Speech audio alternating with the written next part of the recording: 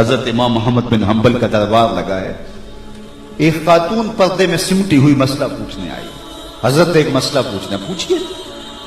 کہا کہ میں سود کاٹتی ہوں، دن کو بھی کاٹتی ہوں اور رات کو بھی. جب چاندنی راتیں ہوتی ہیں تو میں رات کو سود کاٹتی ہوں، لیکن دن کا سود اور رات کا سود الگ الگ ہوتا ہے. کبھی کبھی ہوتا ہے کہ بازار سے بادشاہ کی سواری گزرتی ہے اور سواری کے گزرنے کی وجہ سے ماحول میں روشنی زیادہ ہو جاتی ہے، تو اس میں جو سود ہوتا ہے وہ کوالٹی میں بہتر ہوتا ہے. اور میں جو اس روشنی میں کاتا ہے اور جو چاند کی چاندنی میں کاتا ہے ان کو اکٹھے ملا کے فروخت کر سکتی ہوں. اللہ اکبر.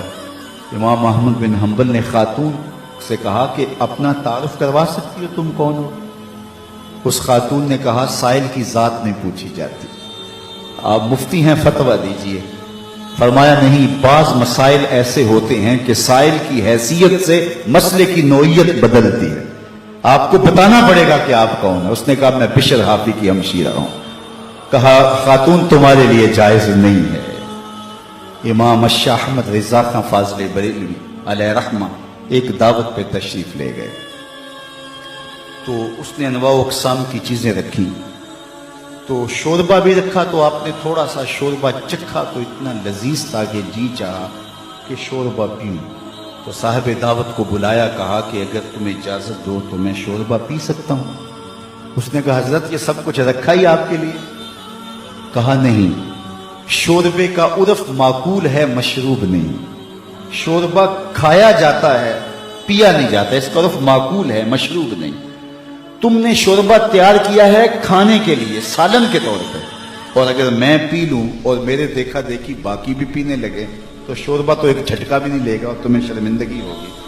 اس لیے میں اگر پینا چاہتا ہوں تو میں آپ سے اجازت لینے کا پابند ہوں، اس لیے کہ میں عرف سے ہٹنے لگا.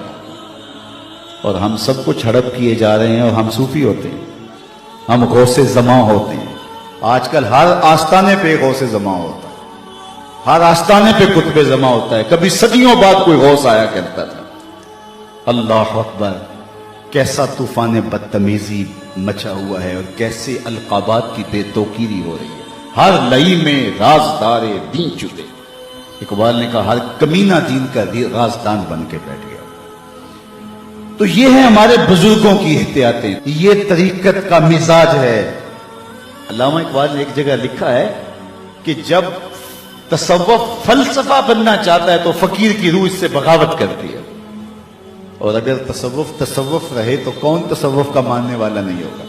آج گلی گلی جو صوفیاء اور اولیاء اور تصوف کے خلاف لوگ بولتے ہیں، انہوں نے جو تصوف دیکھا ہے انہیں بولنا چاہیے. اگر حاتم الصم کا تصور پیش کیا جائے، اگر احمد بن حنبل کا تصوف پیش کیا جائے، اگر اعلیٰ حضرت کا تصوف پیش کیا جائے تو وہ کہیں گے اس تصوف پہ تو ہماری جان بھی قربان.